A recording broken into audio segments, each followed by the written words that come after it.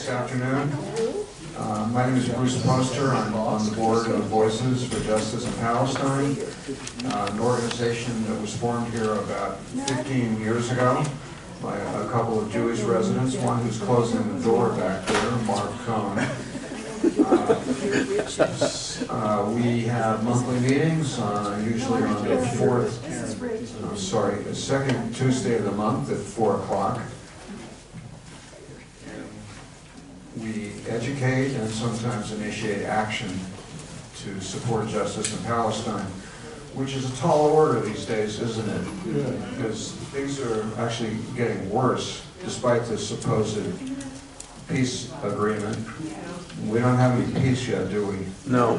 And Israel is encroaching now in Gaza. They've drawn a yellow line. They want to take about half of Gaza away as part of Israel now. The West Bank, things were the worst in a couple of decades last year as far as people being attacked and driven out of their property and losing their olive groves and so on. So it's really a very dire situation, and I don't think anybody deserves a peace prize over what's happened so far.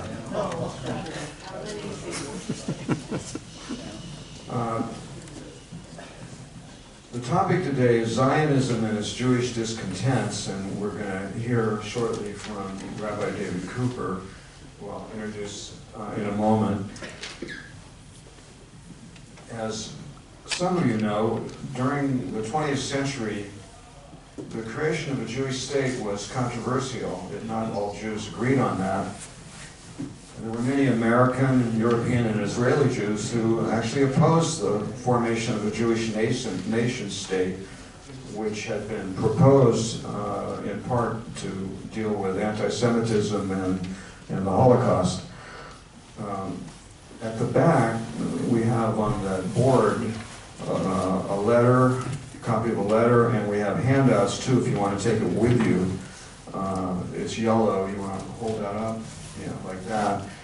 And that's a letter that was signed in 1948 by Albert Einstein, Hannah Arendt, and other Jewish leaders in this country, saying it's not a good idea to form the state of Israel as proposed.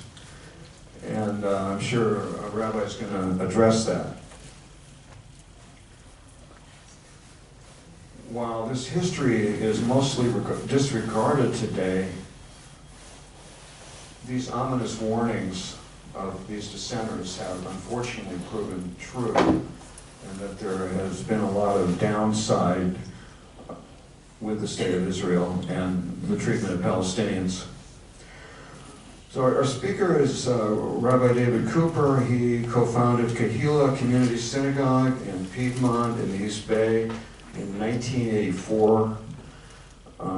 He has been active on many issues over the years, a real progressive voice dealing with issues from workers' rights to Palestine.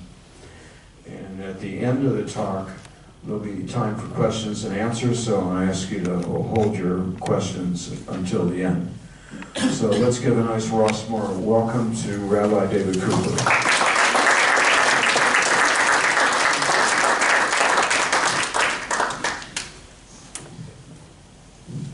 He just summed up what I was going to talk about, so all right, I'll actually go into a little bit more detail than that.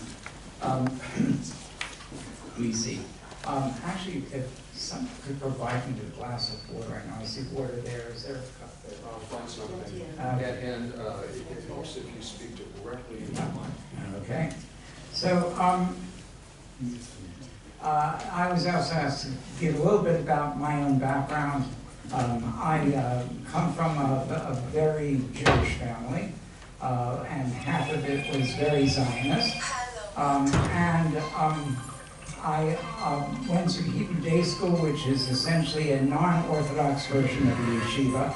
And if people could turn off their phones or their fingers, that would be good.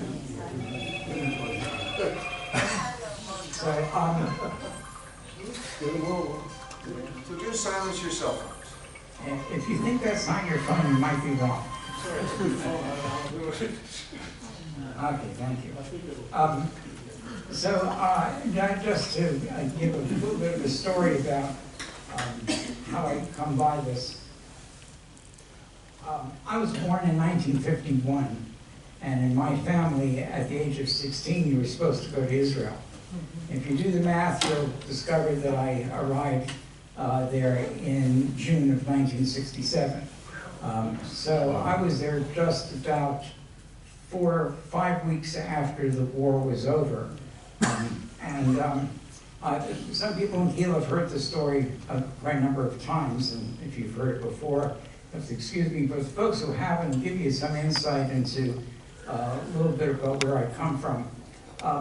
In all of the synagogues and school, and the Hebrew school and the Jewish summer camp I went to, there was always a picture of the Wailing Wall in some hallway or another, and it was always about the same picture. Sometimes it was a painting, sometimes it was a drawing, and sometimes it was a photograph.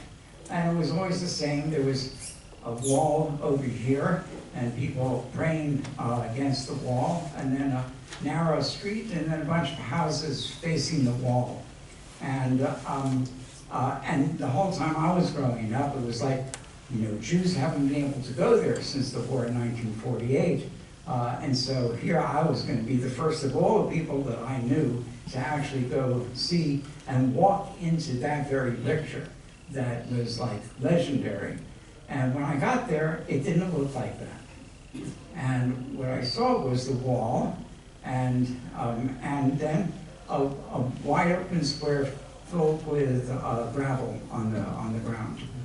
And so the guy who took us there, who I think was just demobilized from the army a few days before, was showing us the Wailing Wall, and I said to him, did the Jordanians tear down the buildings that were facing the wall sometime between 1948 and now? And he said, no, we just did it. So I was 16 years old, and I asked the 16-year-old's obvious question, which was, well, what about the people who live there? And he looked at me like I was a little nuts and said, what does that matter? Wow.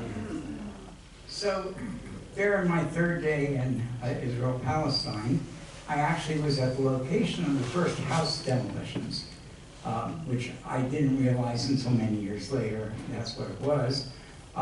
And also that I began to feel that something about what I had been taught the whole time I was growing up was a little bit off.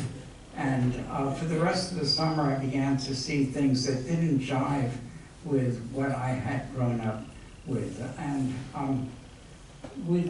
I had been a member of the social Zionist youth group Hashemar Tzayir. When I came back to my group after the summer, I was excited to find out what did I see, what did I feel, and I began to express the kinds of doubts that I was beginning to feel and the things I saw that bothered me, and people were very surprised. I kind of felt a bit lonely, so I ended up leaving this organization, which was quite leftist, actually.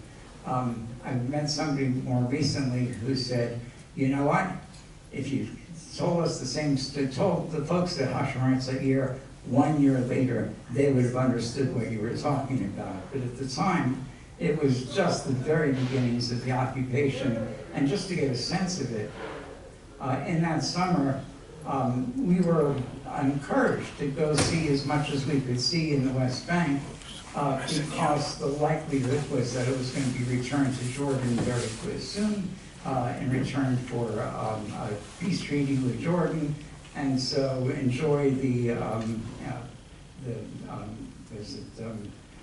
touring, the tourist opportunity while you can. So at that point, it all felt actually very temporary, and something that we don't remember today, that was the kind of feeling.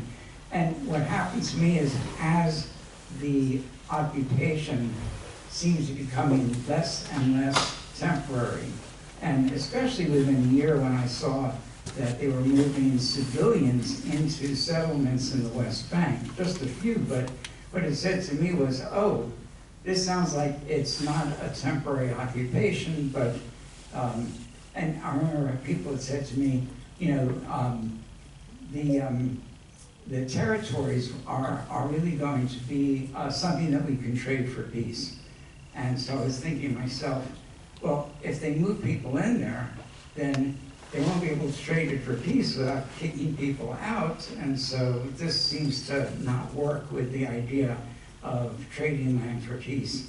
And that was sort of the beginnings of my 18 and 19-year-old self beginning to have serious doubts about what was going on. Anyway, that is just a little bit of background on myself. I subsequently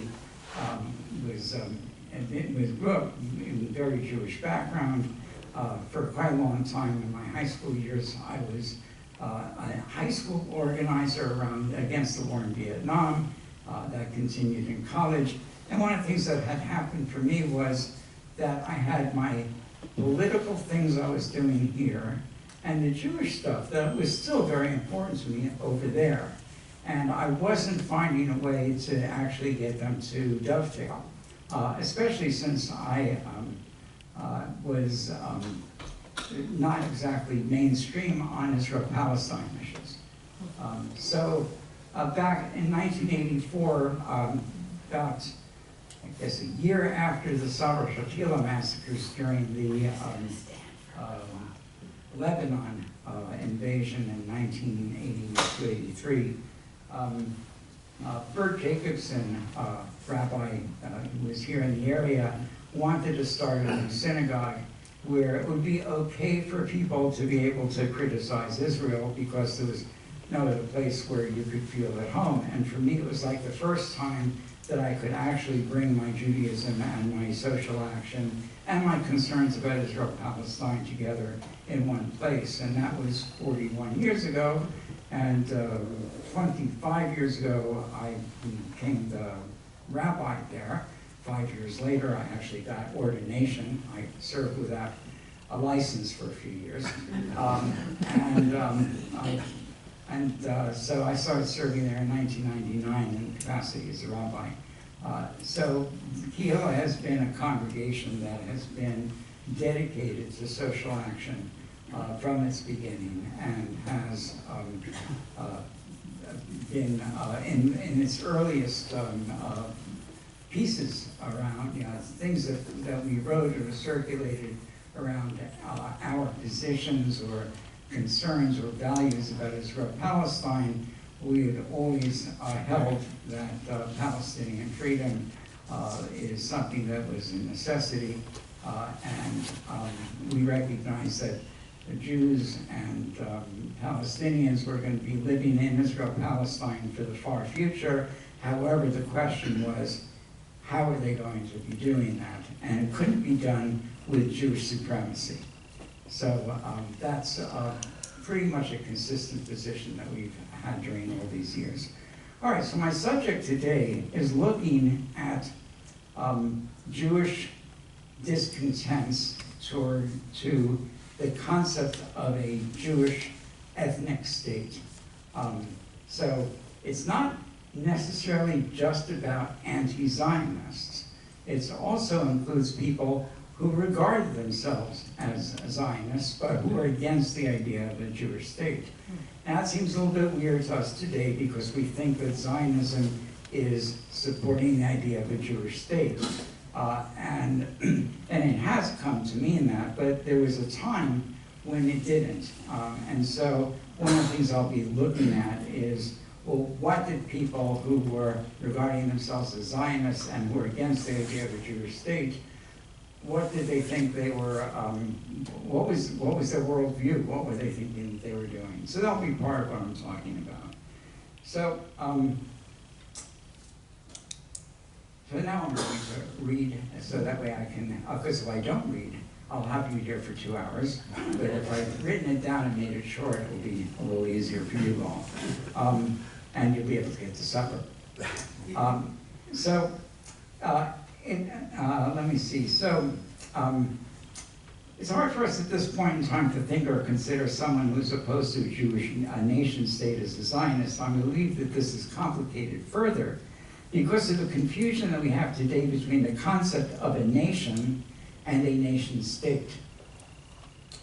To distinguish a nation from a nation state in the year 1901 was not particularly difficult. But by the 1930s, the concept of nation came to carry the assumption that a nation connoted a territory with borders that surrounded a particular ethnic group who gave its nation, which gave its nation state its identity.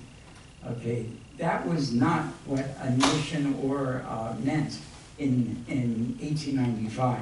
Actually, even Herzl, when he said the Jewish state, he was talking about a Jewish sub-sovereignty under the Ottoman Empire. Because in 1895, the Ottoman Empire was here to stay, and it was, a fact of life. But at that time, there was no concept that there would be an independent Jewish sovereignty independent of the Ottoman Empire, that it would be part of the Ottoman Empire. So very strange for us today to think of what state meant in that time. So what I'm going to be doing in this talk is focusing specifically on Jewish descent from nation-state Zionism. Just to say something here on the side that's extremely important, but I'm going to put it on the shelf. This period was one of an evolving Palestinian national consciousness as well. The period around 1895, 1900, 1910, that we think of as beginning the beginnings of Zionism, was also an extremely important point in the beginnings of what later could be called Palestinian nationalism. And this Palestinian national consciousness arose in confrontation to a Jewish nationalist movement intent on making this land into a Jewish country. And Palestinian national experience is, of course, the more central active element in this story. And I really recommend Rashid Khalidi's book, The 100 Years' War on Palestine, to get a sense of that. But I won't be talking about the Palestinian national movement here. I'm looking at this in terms of how it was connected to the Jewish world. So I also want to confess that I'm not going to be addressing the various reactions to Zionism by the Sephardic or the Jewish Arab communities. Political Zionism at its inception was centered in Europe and eventually in Palestine. There is a lot to say about the relationship of the Mizrahi and Sephardic Jews to the development of Zionism. However, that won't be the subject of what I'm talking about today either. So I want to give a little background to this, the circumstances in which Zionism and other movements were emerging in the late 19th century. So in the early 19th century, after the Napoleonic Wars, there was a movement for Jews to be emancipated. Now, what did that mean was before that time, Jews were not citizens of the state or of the crown. They were actually members of only of the Jewish community. And the Jewish community had its relationship with the crown, but not an individual Jew didn't have a relationship with the state. It was mediated always through the community itself. And the state or the crown would deal with the community as a community and not people as individuals. And the emancipation was basically, now you Jews individually are citizens of the state.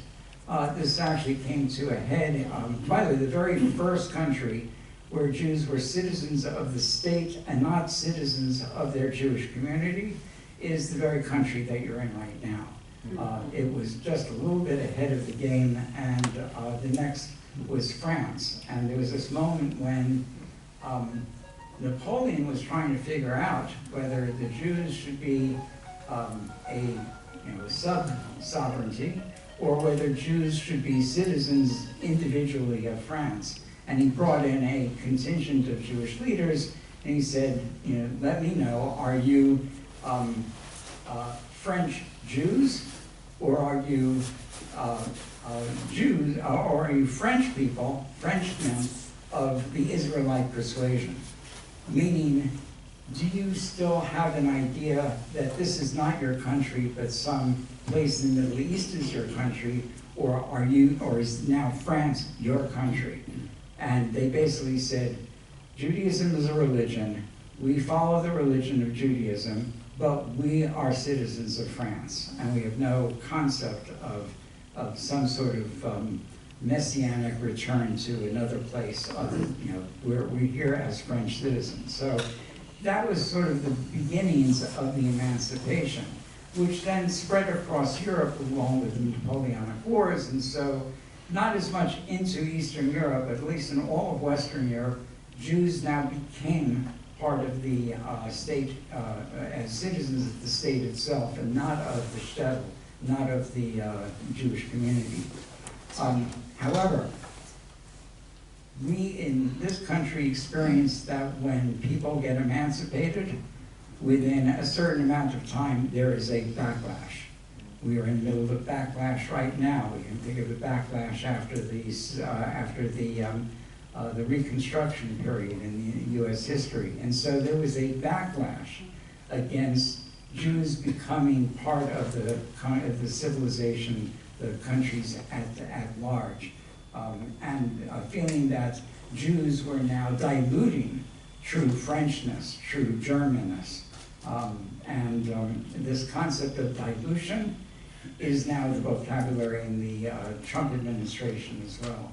So and so this took on a new form of anti-Jewish hatred, which took on the title anti-Semitism. So anti-Semitism really dates to the last years of the 19th century, called by that name. So this is also a period of time when now there was a flourishing of new Jewish identities. So people are now be able to think of themselves as not necessarily Orthodox. Many Jews became secular during this period. And this is the development of the Reform movement that had its origins in Germany, where Jews were, again, identified themselves as members of a religion and not members of a nationality. And so that just like there's no nationality of being Presbyterian, there's no nationality of being Catholic, we would say there's no nationality of being Jewish. However, that was not universally accepted, and there are reasons for it not to be accepted. So, so let's look at, also in the Europe at the time, it isn't just Jews whose position has changed. The whole economy of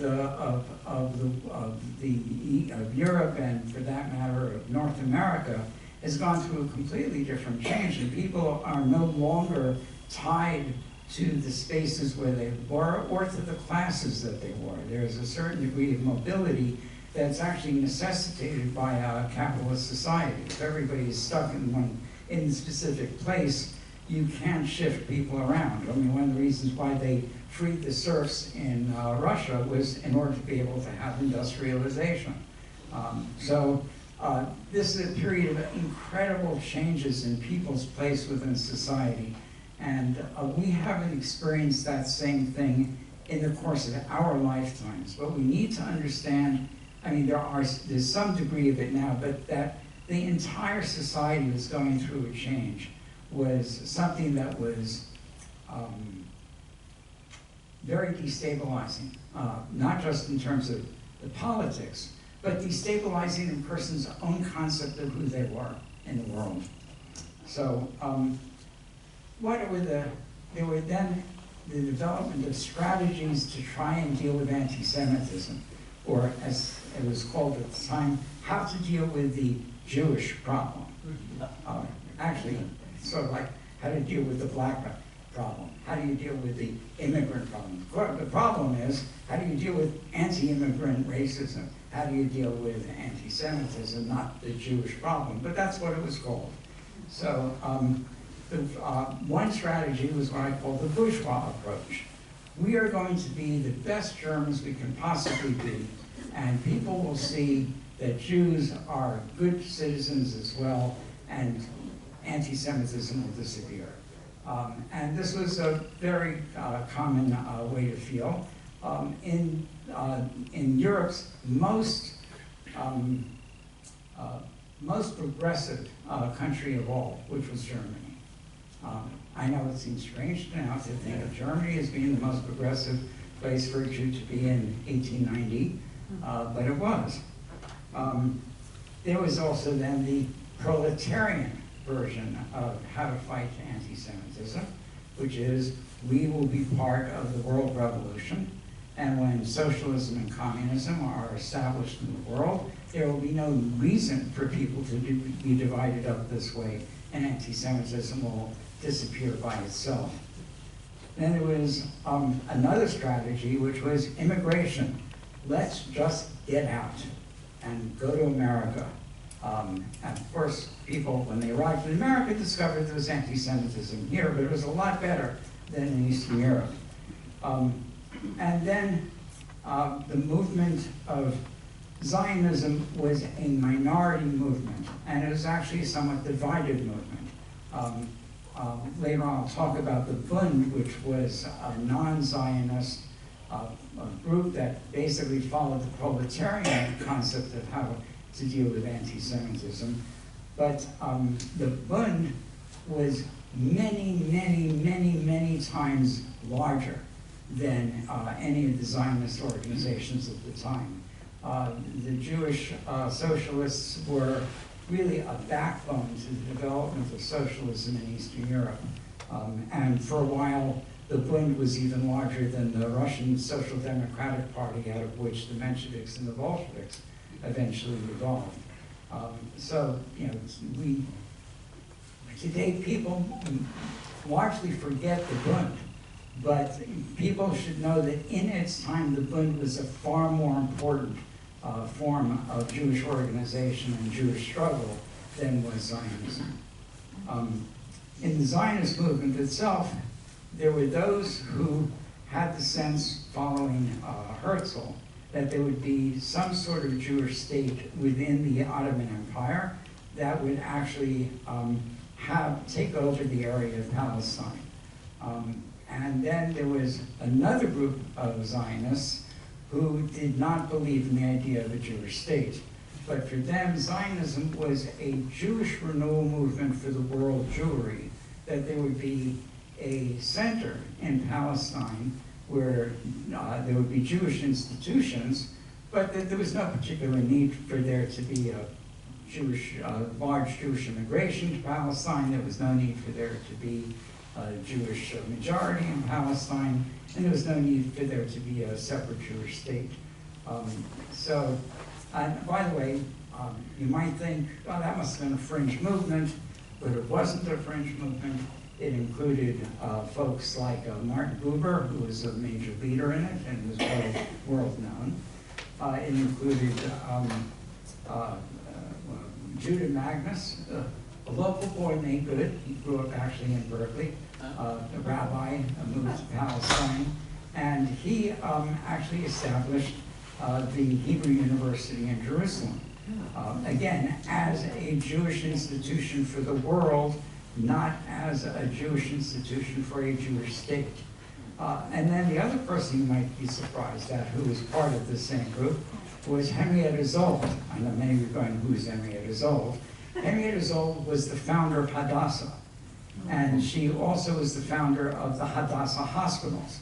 And her idea was that the Jewish community of Palestine should be a benefit to all the people of Palestine. When she decided to put together her hospital, the Zionist Jewish leadership in Palestine were shocked that she was going to open this institution to serve both Jews and Palestinian Arabs. And they said, no, we need a Jewish hospital. And she says, I don't run Jewish hospitals. And she says, I don't believe in that kind of segregation. And today, if you go to Hadassah Hospital in Jerusalem, they will brag to you about how Hadassah doesn't just serve Jews. But in its own time, it was an uphill battle for her to be able to say, this has to be an institution for everybody in Palestine. And then there were also people who were not in Palestine, not necessarily all that much close to the Zionist movement, but you were mentioning before, Bruce, Albert Einstein had signed a letter with a number of other notable folks about how they were proudly Jewish, but they did not agree with the concept of a Jewish state. Okay. So, talking about nations and nationalism. I'll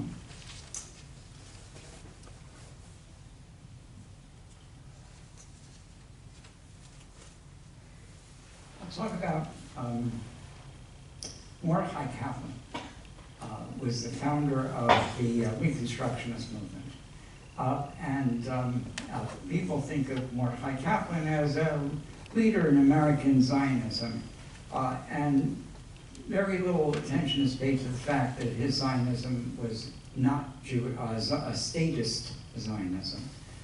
He also was sort of part of the same kind of outlook of Palestine as a place where there would be some Jews, but it would not necessarily be a Jewish state. And he wrote a book in the early, late 20s which is now called, Judaism as a Civilization. And in the first printings of the book, he talks about Jews as a nation. And then by 1935 or so, when the third or so edition was coming out, he had them not put it out until he re-edited the book. And wherever he referred to the Jewish nation in his earlier book, he now refers to the Jewish people or to Jewish civilization. And what happened between those 10, 15 years was nation had come to be associated with nation state. And he needed to make sure that there was no confusion with what he was talking about. And so it's very hard for us to wrap our minds around this period of time when the concept of state was becoming transferred to something different and the concept of nation was becoming something different. And most of these folks who regarded themselves as either anti-statist Zionists or anti-Zionists, the Bund, for example, considered themselves to be part of the Jewish nation. The Bundists very much supported the idea that they were a Jewish nation. I'll talk about that later on, but completely rejected the idea of a Jewish nation state. And today, again, we have problems trying to figure out how you could feel yourself being part of a Jewish nation and not supporting a Jewish nation state. So I'll talk about a number of different kinds of Jewish opposition to statist Zionism. So the first one I should mention, which is probably was the largest movement, was Orthodox Jews. Traditionally, Orthodox Jews opposed any movement to establish a Jewish state that was not instituted by the arrival of the Mashiach, the arrival of the Messiah. And so to try and establish a Jewish state, short of something or a Jewish, a kingdom in Israel, in Judea, was to them a sign that you had no faith in God, that you did not believe that God was going to bring this about. And so for them, Zionism was an anathema. And some of the early Zionist writings, religious Zionist writings, are trying to square the circle on that. How can we be both wanting to do this political state and at the same time be religious Jews? And today we think of, oh yeah, the really very Orthodox Jews, most of them are Zionists. But we don't remember the time when that was contradictory. So, about the Bund.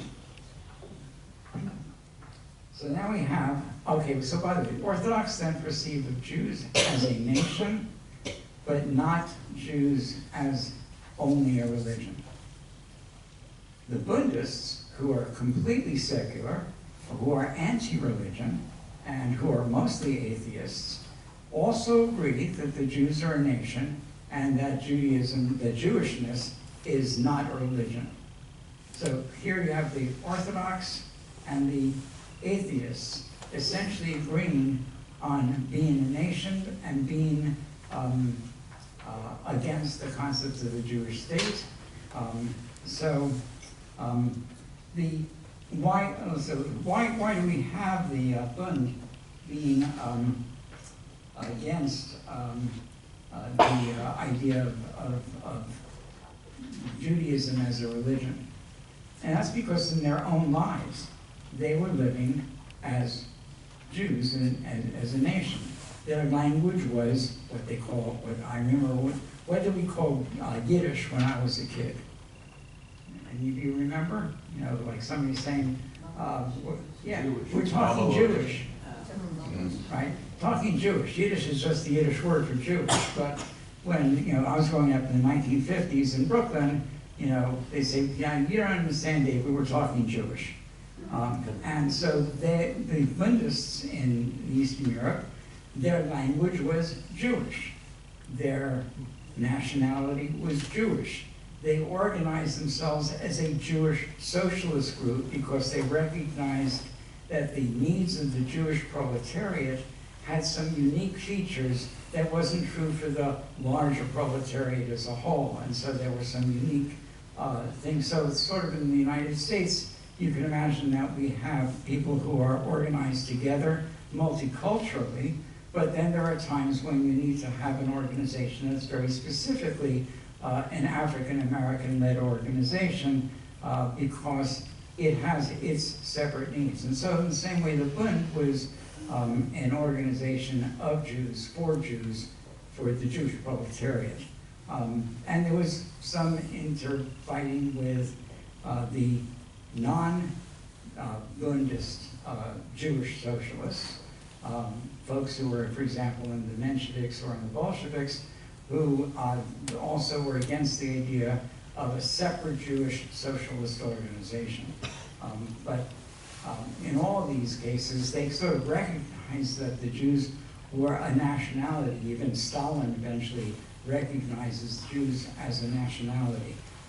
But again, not leading to a Zionist place.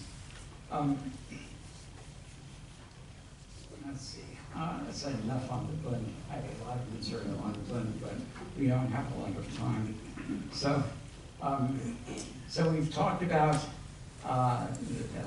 Orthodox, Bundist approaches, Reform Judaism, also now Reform Judaism as opposed to Orthodox Judaism says Judaism is not a nation.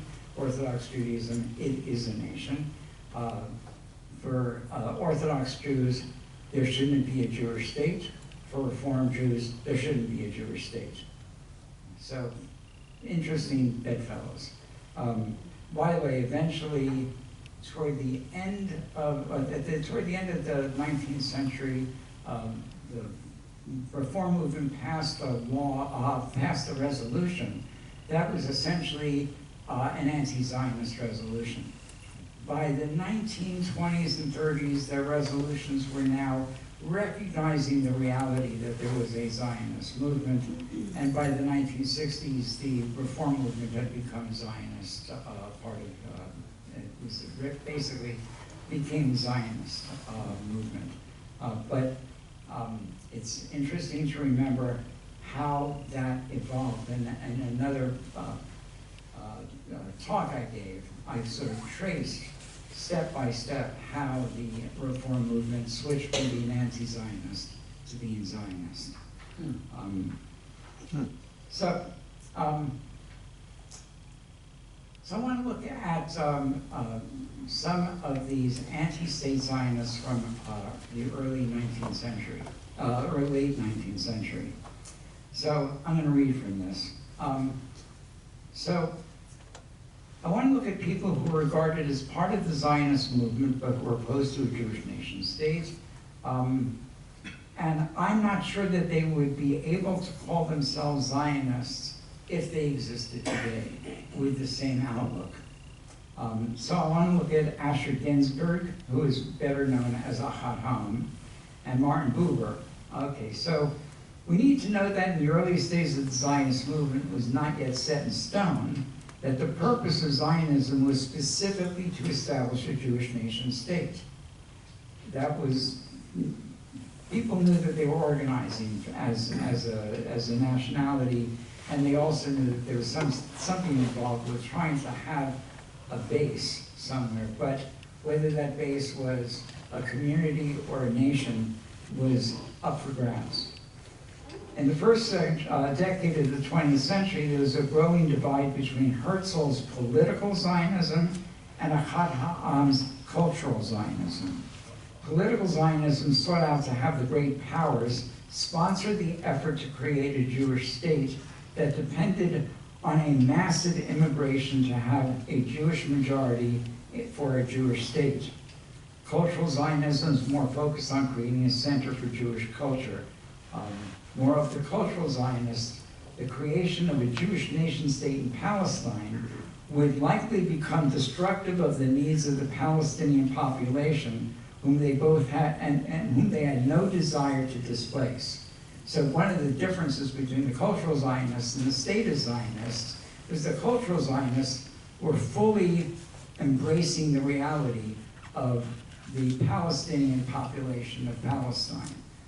And that they had, to them the idea of expelling or outnumbering them was totally weird. That idea for them was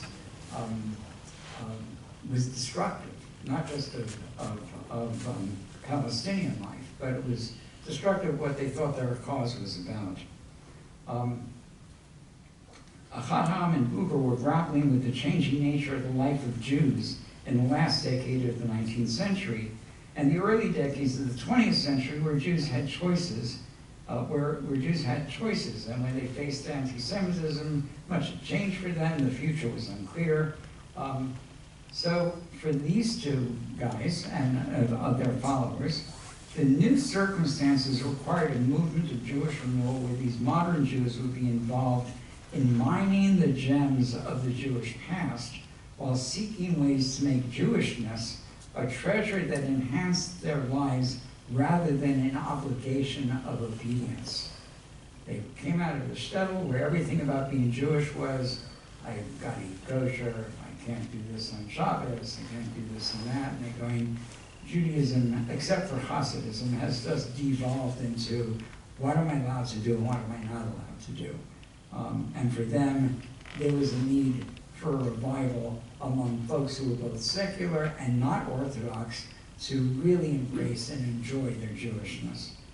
And this, what did they call this movement? They called it cultural Zionism. The vision of these activities were gone throughout the Jewish world diaspora. And again, as I mentioned before, with the location of a Jewish center in Palestine. Both Ahad Ha'am and Buber were very focused on the Palestinian people's reality and were aghast at how the indigenous people were being disregarded and worse by the political Zionist movement. Ahad Ha'am visited Palestine from Odessa in 1891 and wrote about the conditions of Palestine and about the Arab people there, whom he regarded with great respect. Besides the Jews that were already living in Palestine before the Zionist movement, there were already a small number of Zionist settlers there in 1891. This is before this first Zionist Congress, by the way. Ahad Ha'am believed that it was morally necessary for these settlers to also treat the people around them respectfully. And here's a quote from his report in 1891. Yet what do our brethren do in Palestine? Just the very opposite of treating them respectfully. Serfs they were, talking about the Jews, serfs they were in the lands of the diaspora, and suddenly they find themselves with unrestricted freedom, and this change has awakened in them an inclination to despotism. They treat the Arabs with hostility and cruelty, and even boast of these deeds. And nobody among us opposes this despicable and dangerous inclination. And that was 6 years before the Zionist Congress. So 20 years later, Ahad Ha'am comes back to Palestine to see what was happening there. And he wrote this in 1917. Apart from the political danger, I can't put up with the idea that our brethren are morally capable of behaving in such a way to humans of another people. And unwittingly, the thought comes to my mind, if it is so now, that will be this will be our relationship with the others, if in truth we can, if this is going to be what's going to be true in the end of days, the end of times, if this was going to be true for Eretz Israel, if this is going to be the Messiah, I don't want to see his coming. So you get a sense of this. So,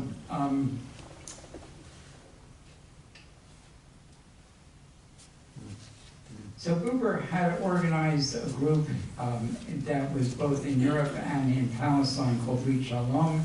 It was a group that then was involved in trying to create a Zionist movement that was against the idea of a Jewish state. And eventually he created a political party out of it called Likud. And his group actually was there petitioning that Palestine not be partitioned in 1948. They wanted the state, they did not want a divided state. In the period of the British mandate in Palestine from 1917 to 1947, there was a growing Zionist establishment there, and some of the followers of Ahad Ha'am were in that Zionist establishment, and watching, however, this establishment moving toward a place of a state instead of a community. And one of the people who's very high in the Zionist organization was there when the Arab uprising happened in 1929. Now we have to understand that uprising was for Jews in Palestine very similar to what we experienced 2 years ago as in terms of Jewish reaction to it as what happened on October 7th. And so the compulsion was now in the larger Jewish community in Palestine for revenge and retribution. And there was a minority that said, we're against that. And so one of them was this guy high up in the Zionist establishment named Hans Kohn. And he decides to resign from the Zionist organization because he feels that this idea of now trying to meet the uprising with violence was counterproductive. And I'll read you what he wrote in his resignation.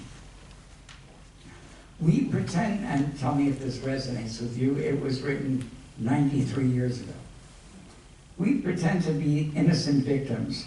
Of course the Arabs attacked us in August. Since they have no armies, they could not obey the rules of war. They perpetrated all the barbaric acts that are characteristic of a colonial revolt. But we are obliged to look into the deeper causes of this revolt. We've been in Palestine for 12 years without even once having made a serious attempt as seeking through negotiations the consent of the indigenous people. We have set ourselves goals which by their very nature had to lead to conflict with the Arabs. We also recognized that these goals would be the just cause, of a national uprising against us. Having come to this country as immigrants, we were duty-bound to come up with constitutional proposals which, without serious harm to Arab rights and liberty, would have allowed for our free cultural and social development. But for 12 years, we pretended that the Arabs did not exist, and were glad when we were not reminded of their existence. Each delay in the signing of a peace treaty renders peace more difficult by widening the gap between the two peoples. The Arab national movement is growing and will continue to grow. In a short time, it will be much more difficult for us to reach an agreement than it is today. Increasing our numbers by tens of thousands will not make it any easier. I believe that it will be possible for us to hold Palestine and continue to grow for a long time, but this will be done first with British aid, and then later with the help of our own bayonets. And by that time, we will not be able to do without the bayonets. This means that we will have determined the real goal of Jewish Palestine. It will no longer have anything to do with the Zion, for which I put myself on the line. Okay, it was written in 1927, after a major Palestinian uprising. By the way, he then left Palestine, studied in Europe, eventually moved to the United States, and became the world leading scholar on nationalism. So, and it began with his, with that moment in 1927 for him. So I want to talk about a few other people. I'm not going to actually talk about any more movements. I want to get a sense of how people were trying to deal with this whole, how they were trying to figure it out. So I want to talk about Simon Rabinovich, who I'm sure you've never heard of, but he was actually the first head of the Judaics department at Brandeis University in the late 40s, early 50s. He was also a non-statist Zionist, and there's an interesting anecdote about Rabinovich, and him and David Ben-Gurion, the first prime minister of Israel, who had decided, this is Ben-Gurion, to name the new Jewish state Israel. Now, Israel had always meant the Jewish people. It had never meant a state before. Rabinovich challenged Ben-Gurion that he was causing a confusion. By naming the state Israel, people would think that the term only applied to the state and not to the people Israel. Ben-Gurion agreed, and that is exactly what people would think, he said. He replied to Rabinovich, the name Israel, since 14 March 1948, applies only to the state of Israel.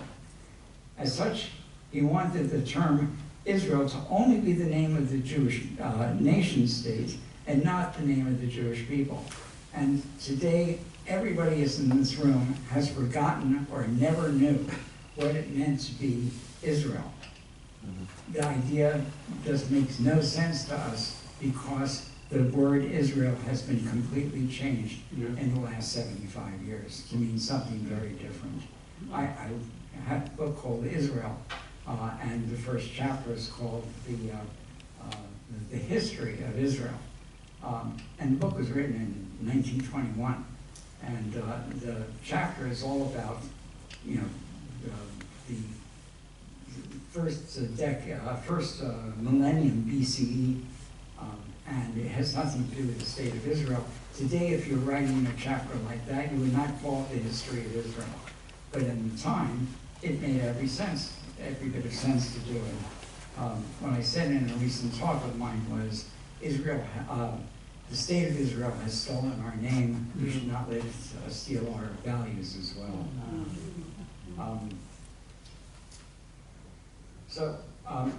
Here's an interesting, now he was both a cultural Zionist and also a theorist about American democracy. And he wrote this. He was opposed to the idea of a state that required a Jewish majority, since that would depend upon expelling enough of the non-Jewish population to have a demographic profile needed for a Jewish state. Once the state was founded, Rabdovich advocated for effective minority rights. In his argument against a Jewish state, he said that such a state would have to suppress Palestinian rights. This had consequences for Jews outside Israel.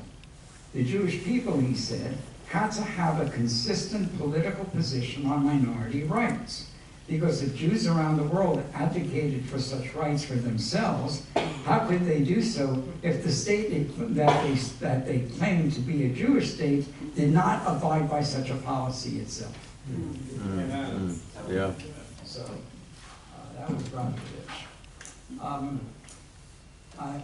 In passing, I want to mention what's his name? Leibovich, Leibovich, who was a Zionist and was a philosopher as well as a scientist in Israel from the 1950s through the 60s, and was there during the 1967 war. And he basically said Israel had to give up the territories immediately, or else there was going to be trouble that would last, as he put it, decades, if not, if not lifetimes. During the first Intifada, he was up for receiving a special prize and a Lifetime Achievement Award from the Israeli establishment. Before getting the prize, he publicly advocated for Israeli soldiers to disobey orders to shoot demonstrators during the Intifada. Before the award could be rescinded, he announced that he would refuse to accept it. So now I just want to look at some of our contemporaries. And specifically, I want to look at Daniel Boyarin, Judith Butler, and Shalom Magid. Two of them are within a 20-minute drive away. That is to say, Daniel Boyarin and Judith Butler. And Shalom Magid is on the East Coast. And by the way, you should try and get on Shalom Magid's Substack. He's a fascinating writer on so many different things. So all three of these folks claim that Jewishness cannot be reduced to a religion. And they do affirm that it is a nation, but it does not require an ethnocentric state. For them, a Jewish state would end up perverting Jewishness in one way or another, and that its oppression of the Palestinian people was inevitable. All three of them affirm that preserving the diaspora is necessary for Jewishness, and that the state of Israel endangers the diaspora in one way or another. Magid likes to use the term exile, and that in this world, the sense of exile is a necessity for Jews, especially in the land of Palestine, Israel. Even in Jerusalem, you are still in exile, and you're fooling yourself if you don't think so. The exile is not from a particular place, he writes, it is an exile from the world in which we would want to live. And that world does not yet exist. We are in exile, and we have not yet arrived. For Daniel Boyarin, the dilemma facing us as diaspora Jews is how to maintain a truly vital, authentic, rich, lively, and compelling Jewish cultural life without falling into the kinds of nationalism and ethnocentrism that we find over the world today. He sees the diaspora as the very location of so much of what makes Jewishness great. Take the Talmud, for example, he would say, which was written in the diaspora. But beyond that, the benefit of the diaspora is that it creates the space for coexistence in which he sees as beneficial. Now, Judith Butler goes a step beyond Daniel Boyarin. She uses the term cohabitation instead of coexistence. Cohabitation with the other groups is the significant aspect of Jewish experience. Jews lived in an ongoing contact with the other, that is, with the non-Jews around them. And Butler sees this as a core feature of Jewish identity. This means that Jewish identity involves internalizing that experience of the other. This means that internally you are not just a Jew, but you have also incorporated into yourself an aspect of those others who are not Jewish. And in this sense, then our identities are at least binational. Is anybody here in the room not an American? Is anybody here in the room not, well, we're not, might not be Jewish, but most of us in the room are Jewish, okay? How could you be both an American and Jew at the same time? We've incorporated into our identities. So then I would say that we've also incorporated into our identities and into our souls things like the Black American experience. Any of us who find ourselves in rhythm with the blues, with jazz, with a lot of American culture, that's our rhythm today, and it comes from African Americans. And if you go to modern shul, you'll hear some of those rhythms being used in Jewish liturgy. Okay, and it's not just a question of appropriation. We're not necessarily just not necessarily culturally appropriating the other, but we've absorbed it whether we've wanted to or not. Now, this is not just for Jews, it's true for any society that is composed of different ethnicities or nationalities. By the way, in Poland today, there's an effort to try and revive Jewish culture. Why? Not with not many Jews, but sort of at least Polish young people recognize that part of Polish consciousness is Jewishness, and that Nazism tried to pull out all of Jewishness from anything to do with being Polish. And so there's a whole movement today to rediscover the Jewishness of being Polish. And so there are klezmer groups that have popped up all over Poland with no Jewish musicians in them, who have learned from other musicians. There are the Klezmatics, for example, a klezmer group in the US, has visited them in Palestine and done concerts together with them. And so there is this growing Jewish culture there that is not confined to Poles alone, non-Jewish Poles alone. And that's because that society did internalize Jewishness. So I know today we think of, by the way, there was a tremendous amount of anti-Jewish, anti-Semitic Poles. And part of that, what they were doing, was trying to rid themselves of their Jewishness. Not just of the Jews, but in the sense of their own Jewishness. So for Butler, this idea that we incorporate different identities within us is a good thing and not a bad thing. And once you consider it to be a bad thing, you begin to go into essentially toward a fascist direction. Yes. So, on a societal and an external level, this creates the need for a state to be not homogenous. I'm almost done. Yeah, that's all I need. So Butler brings in the ideas of Hannah Arendt, the mid-century Jewish philosopher and political theorist, who was opposed to the idea of a Jewish state also.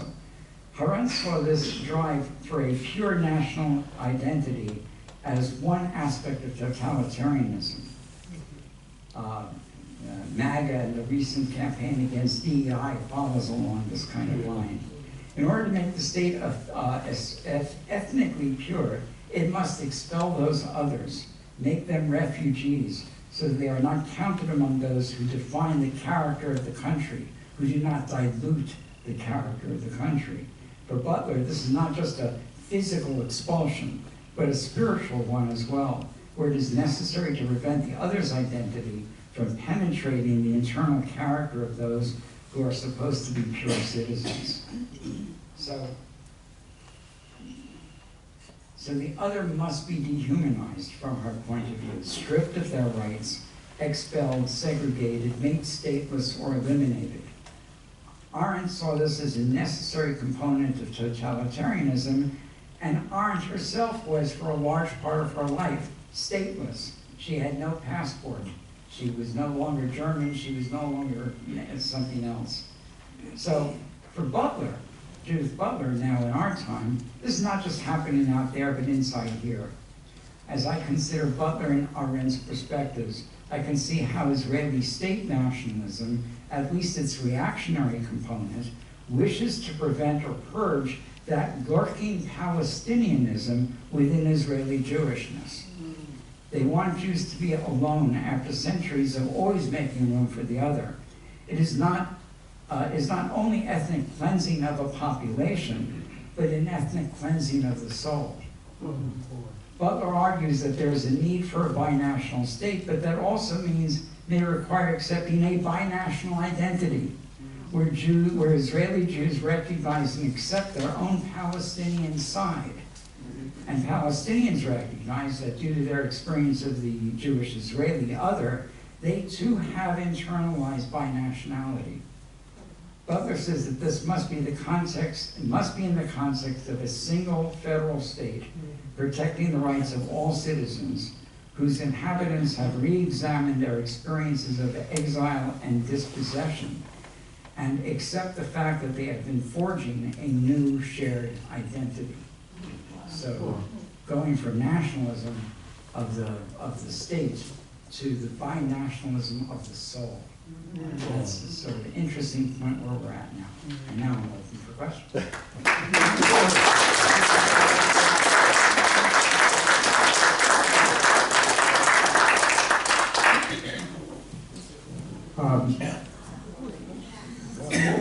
I'm going to open the floor, and Victoria's going to pass the mic around, so wait till the mic comes to you.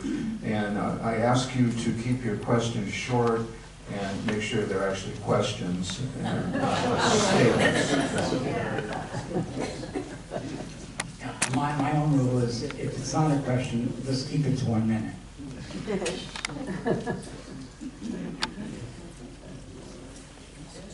Somebody has to be first. Oh, thank you.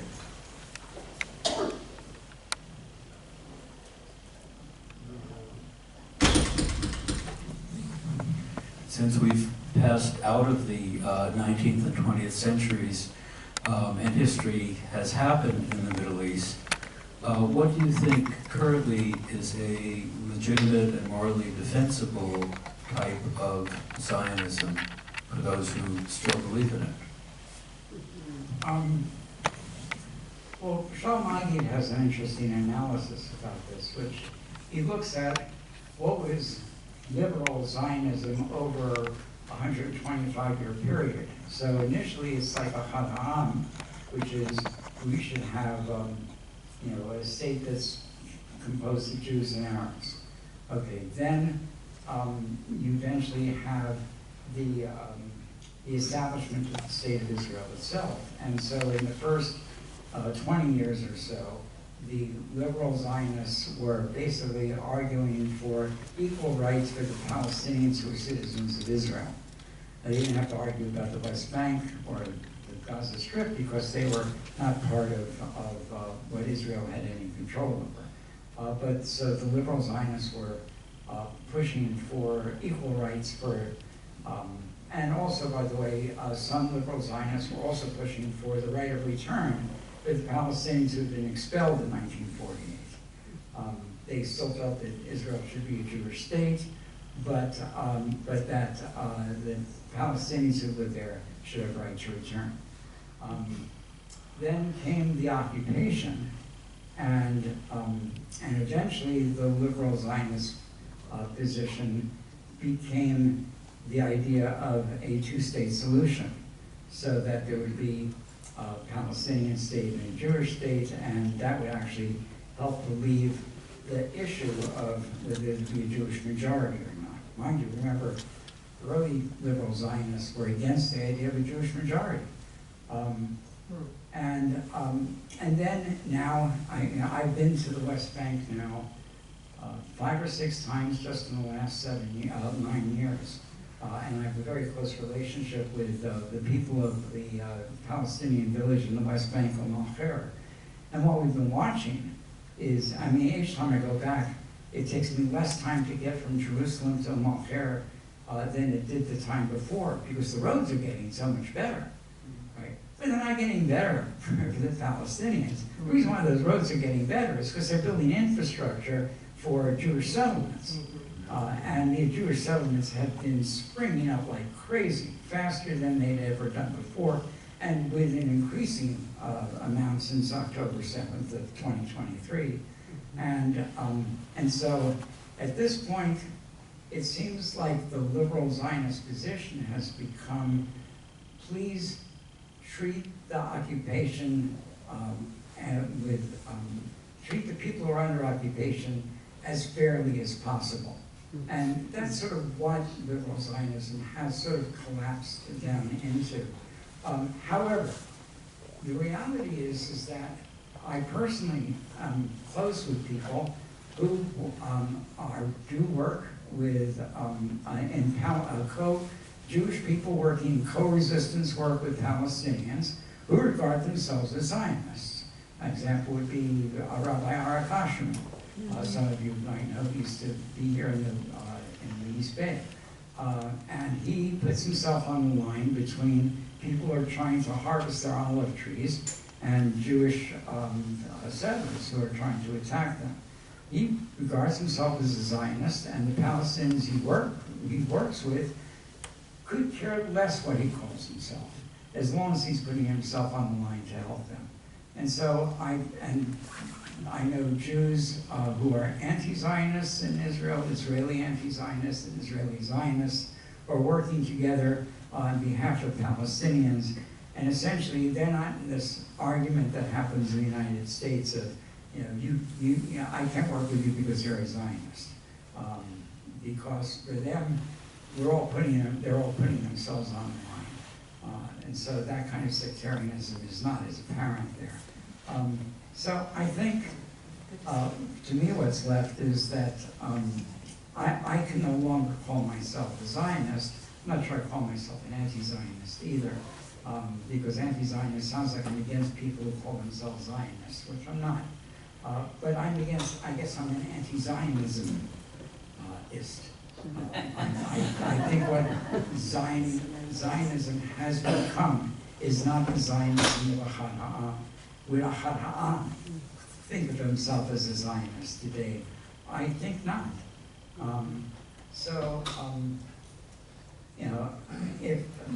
If you are a Zionist today and you're deeply concerned about the people of the West Bank and the Gaza Strip and the Palestinians who are in Israel itself, for God's sake, do whatever you can on their behalf.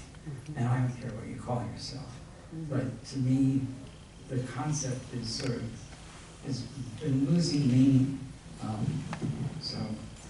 But I will not attack anybody because they call themselves a liberal Zionist if they're doing the right thing. Yeah. I'm sorry, I'm confused. So what exactly does it mean when someone says they're a Zionist now, these days? Because, when I was in high school, I was part of Hashomer Hatzair. Like me. And then I decided that I wasn't a Zionist, so I left the group at the end of high school. And that's why I came here today, was to understand what the language is, what does it mean? I'm finding everything you're saying is really interesting. But confusing. But what does it mean if someone says, well, I'm a Zionist? Okay. My answer to that last question is, I have no idea. Every person who I speak with, who might call themselves a Zionist or call themselves an anti-Zionist, defines what they mean by that differently. I mean, somebody once said to me, well, do you believe in God or do you not believe in God? And they say, well, tell me what you mean by that, and I'll tell you whether I believe in it or not. Right. You know, my Zionist auntie, tell me what you mean by Zionism, I'll tell you whether I agree with it or not. You know, any person I ask will have a different definition of it. Most people think it means a Jewish state, which is not what it meant originally. But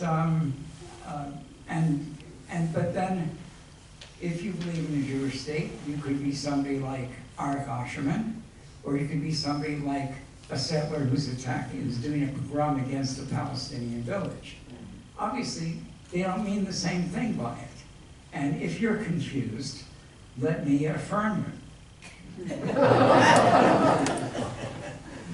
Go ahead. Yeah. I have a question. A young member of our family joined Havonim Dror when he was in high school, which was to call themselves the Socialist Zionist Yeah. So organization. she and I were in Hashemar here. We were to the left of Havonim. Okay. Well, that's probably good, but I just wonder, I don't hear the word socialism anywhere. I mean, obviously Netanyahu is more on the fascist side of Zionism, but is there still, in the kibbutzim, all that stuff, is that still part of the discussion in Israel Yeah. at this point and among Zionists? In left movements, yeah, Hashemar Zaire and other places, there is still, you know, a sense that Israel went wrong when it moved away from socialism. This would be one of the approaches that they would use. And if you're a real socialist, then you also want to have equal rights for everybody who lives in the area. And so their support for Palestinian rights comes directly out of their socialism. By the way, quite a number of the people who were, you know, captured on kibbutzim in October 7th and brought to Gaza, those who were the kibbutzniks, not necessarily those who were at the concert, were socialist Zionist Jews. Vivian, what's Vivian's last name? One of the leaders of the kibbutz there is a longtime pro-Palestinian activist who was killed on October 7th.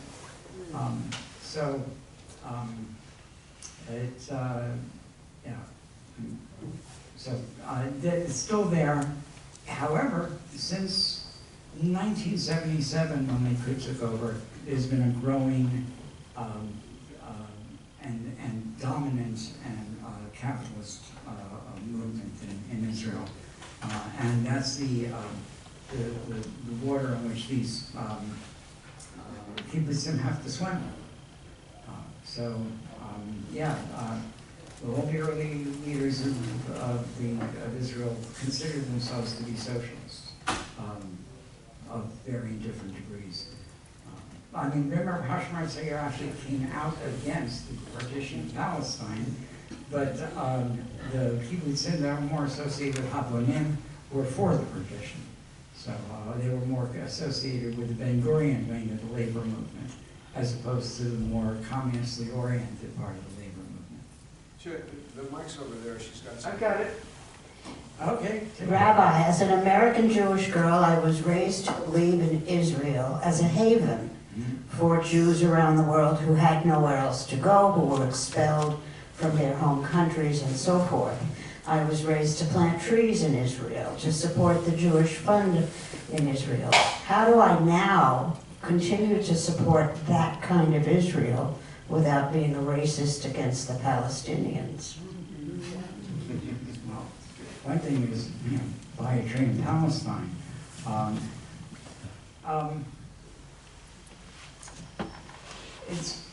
I think in many ways the Israel that you were raised to support doesn't exist anymore. I would say, to me, if somebody says, what party do you support in Israel, for example, I support any party that basically is a combination of Jews and Palestinians. I'm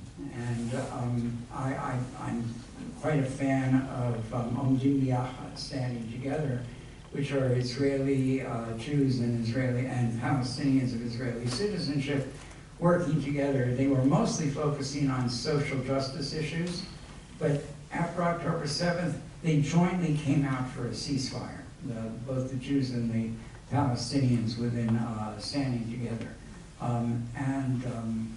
They are wanting to create something that is a democracy in the long run. They don't claim that they know exactly what the formation will be sometime in the future. You know, somebody asked me, what do you prefer? A two-state solution, a one-state solution, a confederation? I say, I don't care, whatever it is, just as long as everybody gets equal rights and everybody gets the rights to have self-determination. You know, right now, instead of me trying to figure out what that combination looks like, I'd rather just go ahead and support every movement toward against Jewish supremacy and for Palestinian and Jewish freedom together. And support what you can that you think of as being good. Well, and Palestinian self-determination. Yes, absolutely. Yeah. Yeah, thank you. Okay, first of all, Into the mic. yeah. Okay, I have a short question, but I bumped into something on YouTube today, I guess it's that logarithm thing. It's called Noam Chomsky Interview 2010, which they've never put up before. It was fascinating.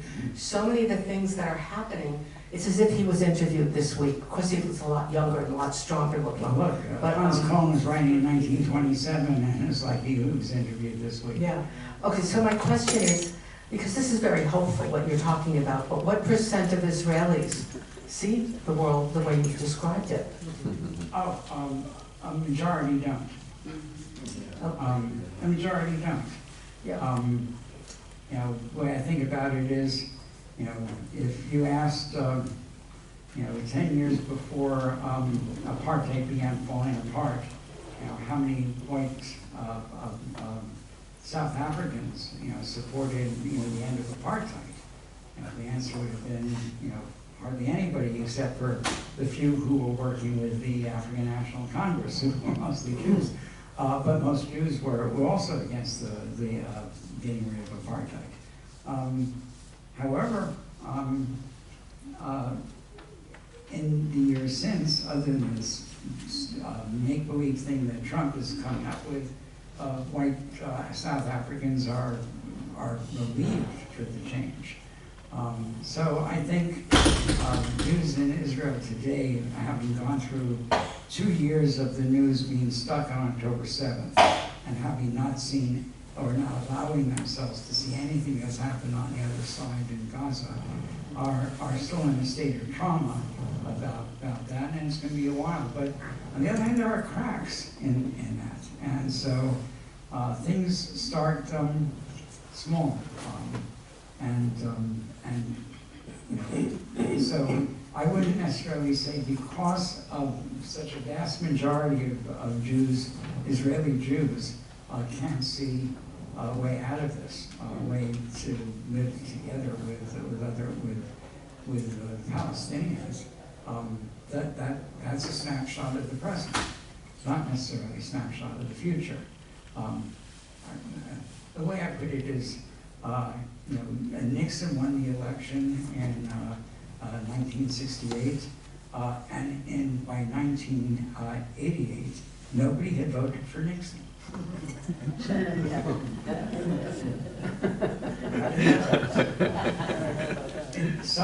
There's a book that just came out, One Day Everybody Will Have Been Against This, whatever it is.